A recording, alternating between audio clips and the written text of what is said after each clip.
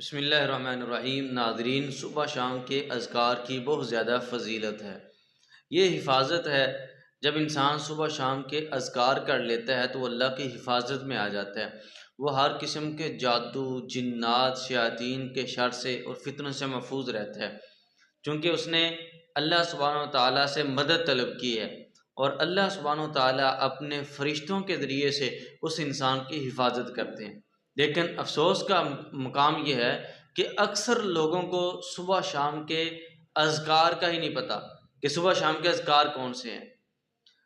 یہ اذکار اکثر کتابوں میں بھی آپ کو مل جائیں گے، حصن مسلم میں بھی، اور اسی طرح ہم نے بھی اذکار کارڈ کے نام سے ایک کارڈ تیار کیا ہے۔ اگر آپ ہم سے وہ کارڈ لینا چاہیں تو آپ کو انشاءاللہ وہ بھی مل جائے گا۔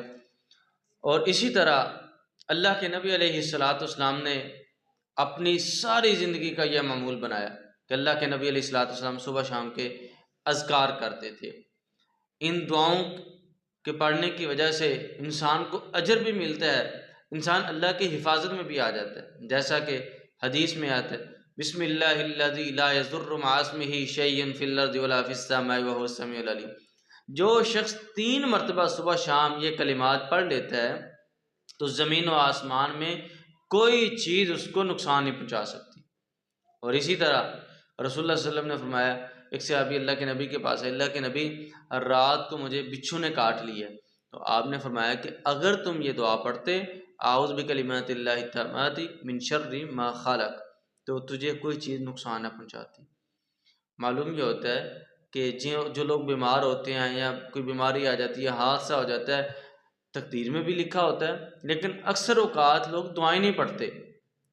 دعاؤں میں بہت زیادہ خیر ہے، ان میں برکت ہے، انسان دنیا آخرت کے فوائد کو حاصل کرتا ہے، اور اللہ سبحانہ و تعالیٰ بہت زیادہ اجر عطا کرتے ہیں۔ جس طرح اللہ کے نبی علیہ السلام گھر میں آئے تو آپ کی ایک اہلیہ، سورج طلوع ہو چکا تھا، وہ بیٹھی اذکار کر رہی تھی، تو نبی علیہ السلام نے فرمایا کہ میں نے کام بھی کیا ہے صبح سے لے کے ابھی تک، اور میں نے 3 کلمات، 3 دعائیں پڑھی ہیں، ان کی وجہ سے اللہ سبحانہ و تعالیٰ نے مجھے آپ سے زیادہ اجر دیا ہے۔ سبحان اللہ و بحمدہ عدد خلقہ ورضا نفسہ وزینت عرشہ ومداد کلمات۔ آیت الکرسی کی کتنی زیادہ فضیلت ہے۔ اگر ایک ایک ذکر کے حوالے سے آپ کے سامنے بیان کروں تو ایک ایک ذکر کی بہت زیادہ فضیلت ہے، لیکن میں جنرلی آپ کے سامنے صبح شام کے اذکار کے حوالے سے بات کرنا چاہ رہا ہوں کہ صبح شام کے اذکار کی بہت زیادہ فضیلت ہے۔ اپنی زندگی کا معمول بنائیں۔ جس طرح آپ نے اپنے گھر کا مین گیٹ بند کیا ہو تو گھر میں چور ڈاکو نہیں آتے، ڈکیٹ نہیں آتے، اسی طرح جب آپ نے صبح شام کے اذکار کیے ہوں گے تو اللہ سبحانہ و تعالیٰ آپ کی حفاظت کرے گا، جادو سے، جنات سے، حاسدین کے شر سے، نظر بد سے آپ محفوظ رہیں گے، فتنوں سے محفوظ رہیں گے۔ آیت الکرسی انسان پڑھ لیتا ہے تو اللہ سبحانہ و تعالیٰ اس کی بھی حفاظت کرتے ہیں۔